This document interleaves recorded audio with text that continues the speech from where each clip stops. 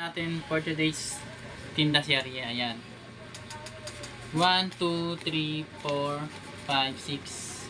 600 guys yung kinita natin ngayong araw.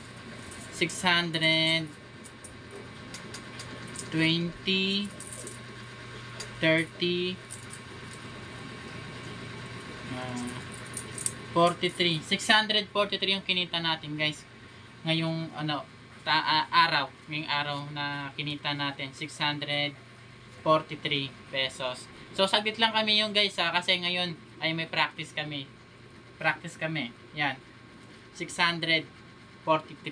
Diba guys, saglit lang guys, kita agad.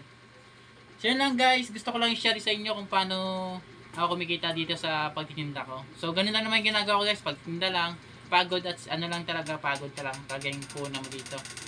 Kasi nakapagod talaga maglakad, grabe. Ang layo na nilakad namin.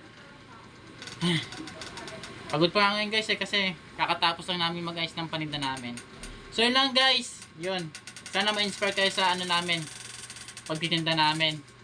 Kung gusto nyo kumita guys, baka subukan nyo rin. Maghanap ng matrabaho dyan sa inyo, pagtitinda-tinda, yun.